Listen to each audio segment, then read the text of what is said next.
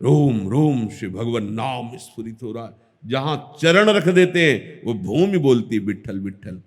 जनाबाई के कंडे वो बोलते हैं विठल विठल। ये कोई आश्चर्य की बात नहीं है। लोगों की मान्यता होती कि जैसे कोई बड़ा अधिकारी तुमको बनना है तो खूब पढ़ाई करनी, मेहनत करनी, इसके बाद आप उस पद के अधिकारी बनेंगे। ऐसे ही अनंत कोटि ब्रह्मांड नायक प्रभु से मिलना है तो तुम्हें बहुत मेहनत करनी होगी, बहुत कर्म करने होंगे, बड़ी तपस्या करनी होगी, बड़ा व्रत करना होगा। ये साधक की भूल है। ऐसा लोगों के द्वारा भारी अपराध बन जाता है कि जब ऐसे आचरण वाले वेशधारी निकलते हैं तो सत्य मार्ग में चलने वालों की भी वो अवहेलना और अपमान तिरस्कार कर देते हैं, जिससे उनके लोक परलोक सबका नाश हो जाता है। वो तो कुछ नहीं बोलेंगे, लेकिन उनका मालिक जिस दिन तुम्हारे पर नजर करेगा किसी काम के नहीं रह जाओगे।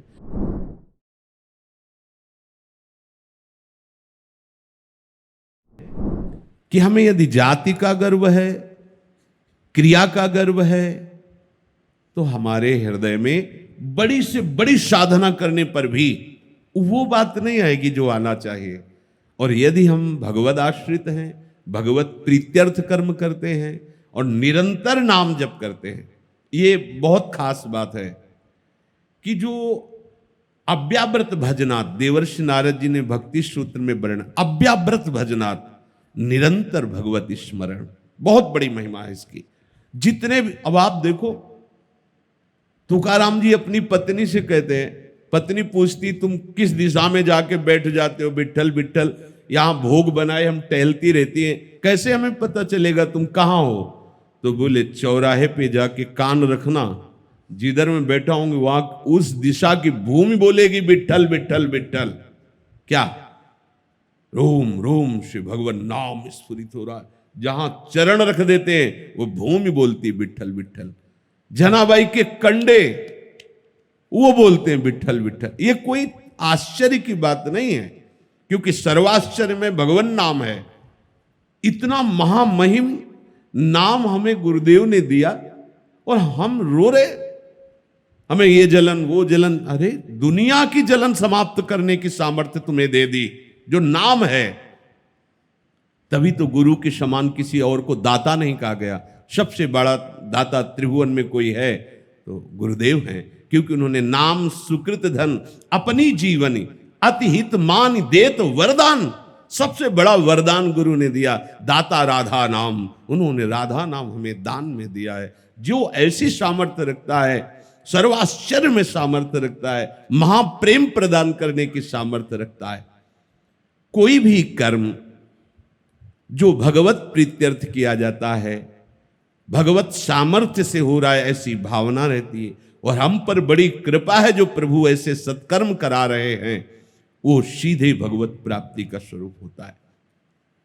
प्रभु श्री कृष्णचंद्र जो अर्जुन जी को कह रहे हैं, कर्मणैव हि संसिद्धि मा स्थिता जनकादयः लोक संग्रह में वापि संपश्यन कर तुमर्हसि। अर्जुन, ये जो कर्मयुग है ये बड़े बड़े महापुरुषों को भी सिद्धि प्रदान किया है। उदाहरण में बोले जैसे जनक आदि, देखो कैसी स्थिति को प्राप्त हैं विदेहराज जनक कि दिगंबर षोडश वर्षीय अवस्था ब्रह्मबोध से संपन्न आप्त काम महापुरुष उनके शिष्यत्व को स्वीकार कर रहे हैं। जनक जी के शिष्यत्व को श्री सुखदेव जी के गुरु हैं जनक जी। शिष्य कैसे हैं? जगत बंदनी परम त्यागी दिगंबर, एक वस्त्र लंगोटी भी नहीं शरीर पे। और गुरु कैसे हैं? सम्राट पद पर बैठे हुए, सब राज वैभव।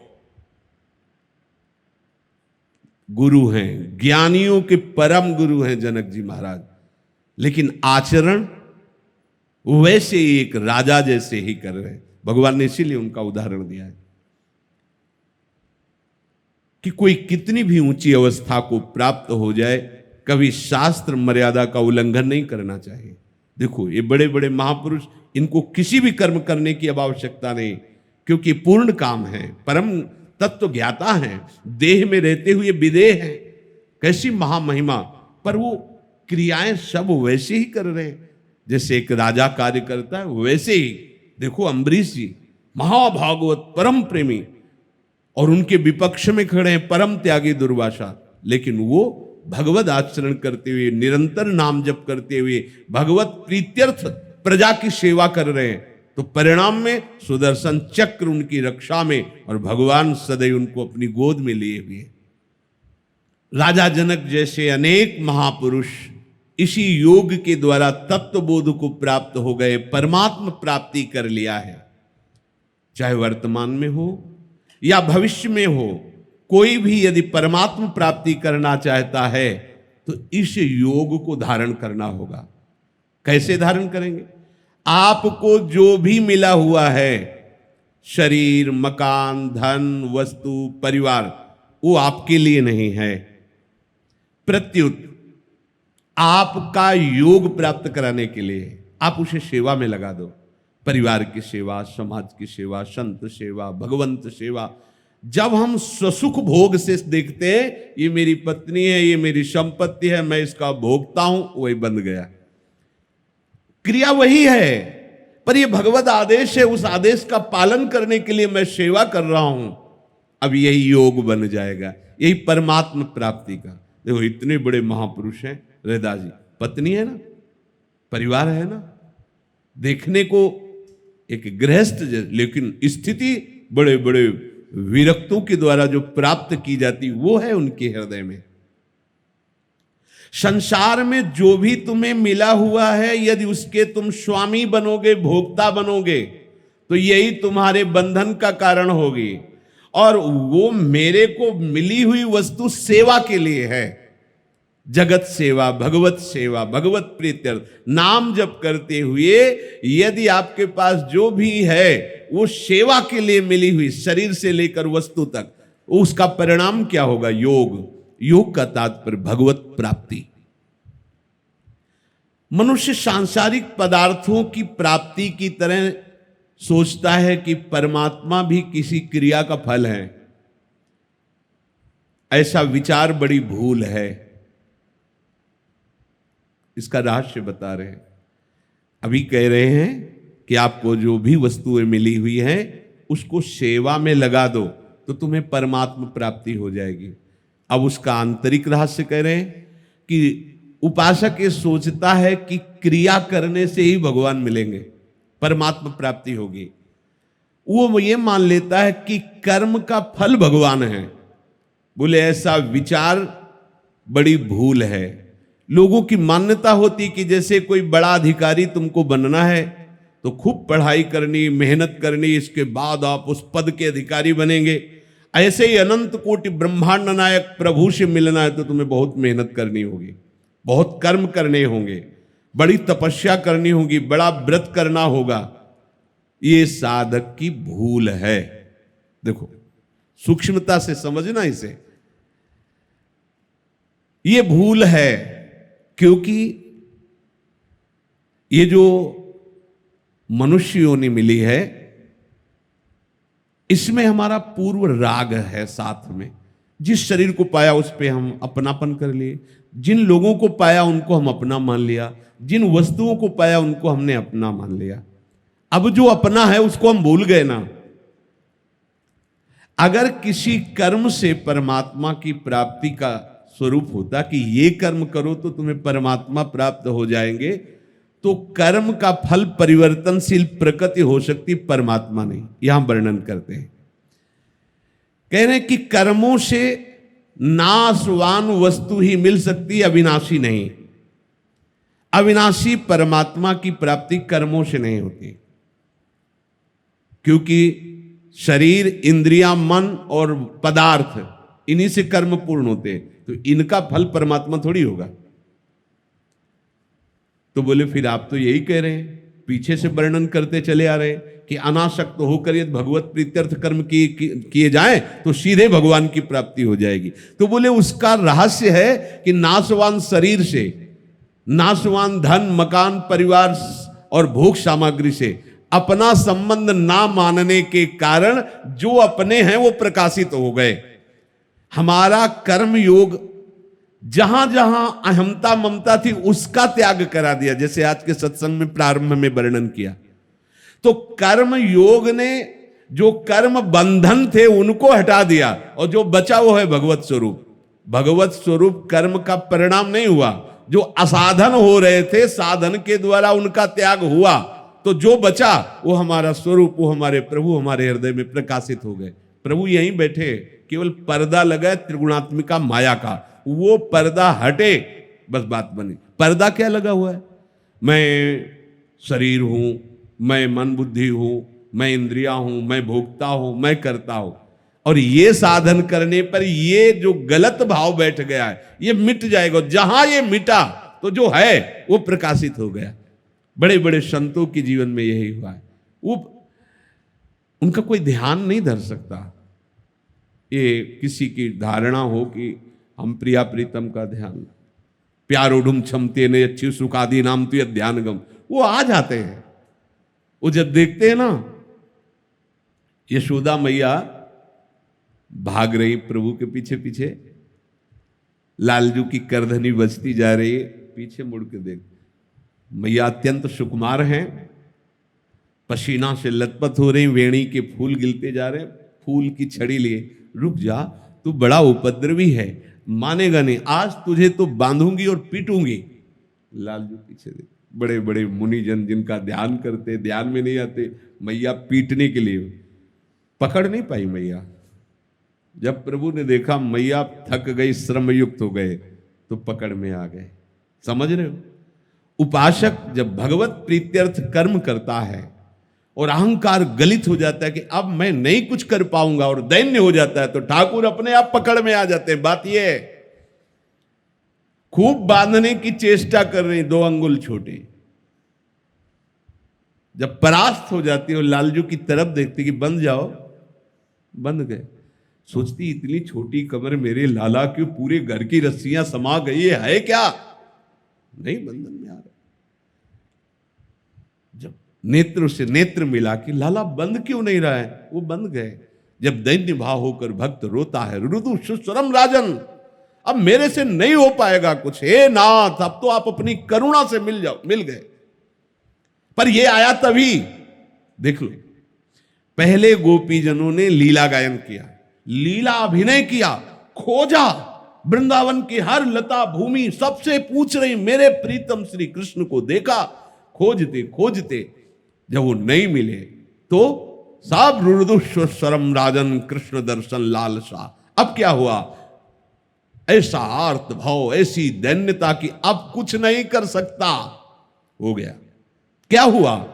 ठाकुर जी कहीं से आए क्या? नहीं, स्पष्ट वर्णन है, तासा मावीर, वही उनके बीच में आविर्भाव हो गया प्रभु का। तासा मावीर भूत छौरी, इसमें मान मुखाम्बुजा, पीतांबर धरा सृग्वी, साक्षान मनमथ मन,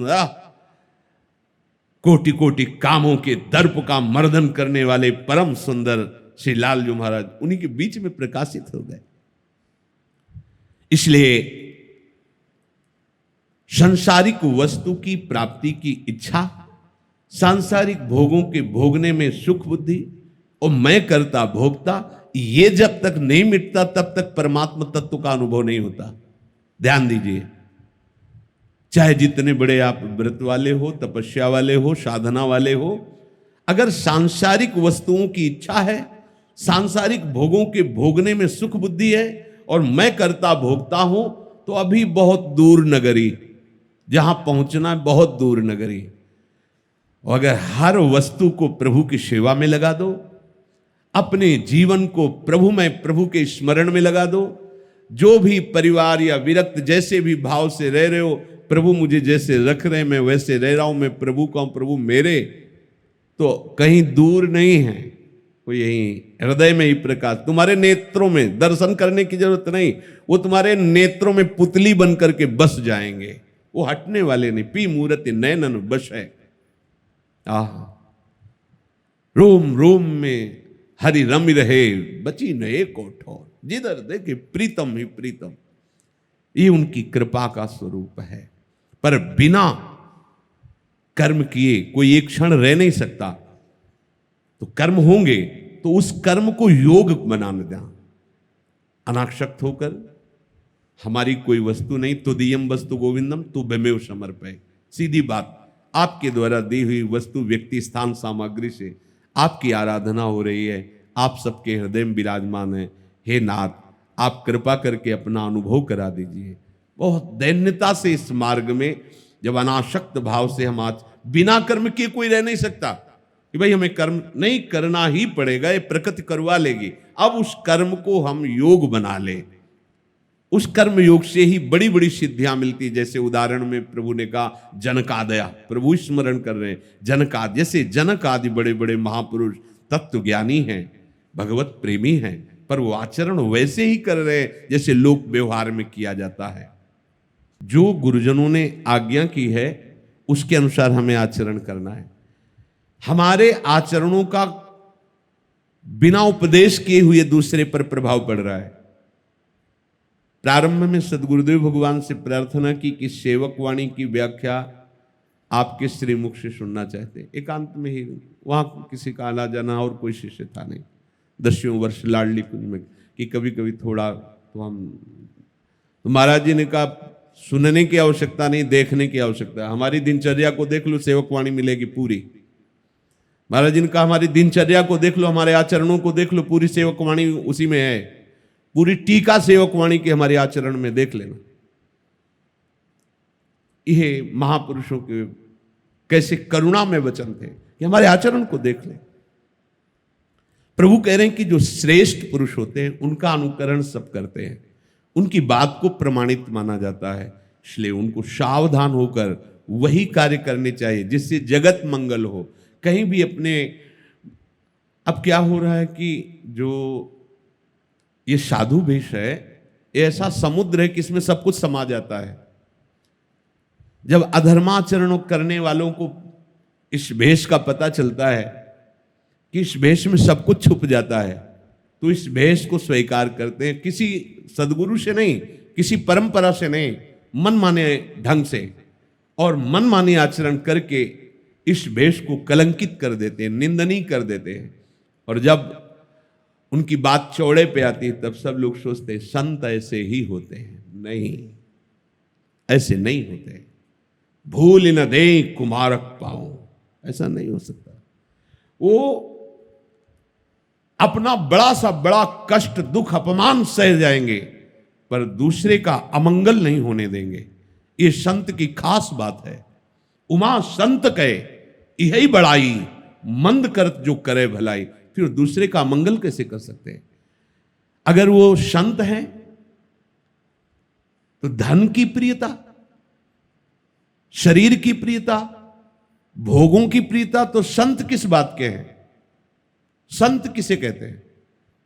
जो इन प्रियताओं का नाश कर दिया उसे ही तो संत कहते हैं।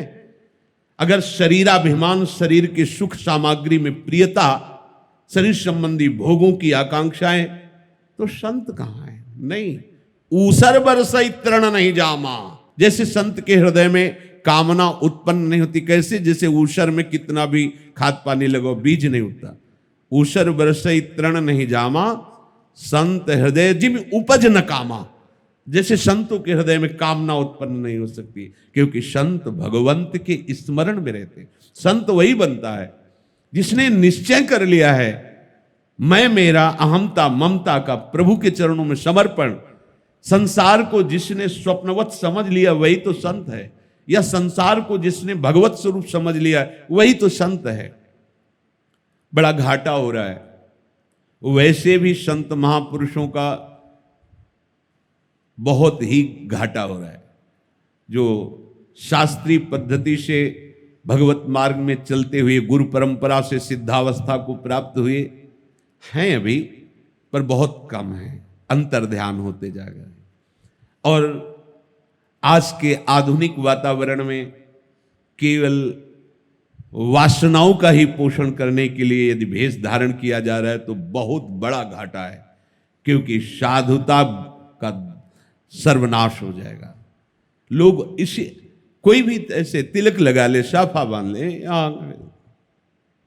साधु, साधु ऐसा होता है, साधु ऐसा होता है। साधु को क्या समझा, भिखारी समझा है क्या? अरे भगवान भी कहते मुझे जिता दो, तुम स्वीकार कर लो, कहते नहीं, फिर चलो तुम्हारी जैसी आज्ञा, महलों में राखो चाहे झोपड़ी में बास दो, तुम्हारे हैं, जैसा आप चाहो, फिर उनकी राजी में राजी। ऐसा नहीं। साधना का मतलब, उपासना का मतलब सुविधाएं मिल जाना, ये फल नहीं है। ये हमारी साधना का फल अगर ऐसा है तो पापियों के पास बहुत ज्यादा है, फिर उनकी साधना हमसे श्रेष्ठ रही ना? नहीं। अनुकूलता की प्राप्ति की यदि भावना हृदय में, तो साधु ही नहीं है। अरे साधु तो वही जो अनुकूलता प्रतिकूलता को रौंद करके समतुलता में स्थित हो गया है, जो समतुल दंपति रस समतुल, जो प्रभु में आसक्त है। ऐसा लोगों के द्वारा भारी अपराध बन जाता है कि जब ऐसे आचरण वाले वेशधारी निकलते हैं तो सत्य मार्ग में चलने वालों की भी वो अवहेलना और अपमान तिरस्कार कर देते हैं, जिससे उनके लोक परलोक सबका नाश हो जाता है। वो तो कुछ नहीं बोलेंगे, लेकिन उनका मालिक जिस दिन तुम्हारे पर नजर करेगा, किसी काम के नहीं रह जाओगे। चाहे कलयुग हो, चाहे जो भी युग हो, भक्तों की सदा जय हुई है। भक्तों का पराभव विश्वनाश के लिए होता है, ध्यान रखना। भक्तों को जो दंड देता है, भक्तों का जो वास्तविक जो भगवान के उनका विरोध होता है, जो उनको नीचा दिखाने की कोशिश करते हैं, ये मानव समाज का पतन है। पर अब करे तो क्या करे? जो जानते भी नहीं कि साधुता के 5 मिनट कभी बैठ करके प्रिया प्रीतम या प्रभु का ध्यान नहीं करते होंगे, वो घंटों उपदेश देने का अधिकार रखते हैं। 5 मिनट कभी एकाग्रता से अपने अंतःकरण को देखा नहीं होगा कि कहां विचरण कर रहे हैं, वो दूसरे को माया से मुक्त होने का ठेका ले लेते हैं, जानते ही नहीं। कभी गुरु के चरणों में बैठ करके उपदेश नहीं सुना होगा, कभी किसी संत की लंगोटी नहीं धोई हुई होगी, उनकी आज्ञा में जीवन व्यतीत नहीं किया होगा, तो ऐसे ही ब्रह्म तत्व का बोध हो जाएगा, ऐसे ही भगवत तत्व के तुम ज्ञाता हो जाओगे, ऐसे ही उपदेष्टा बन जाओगे।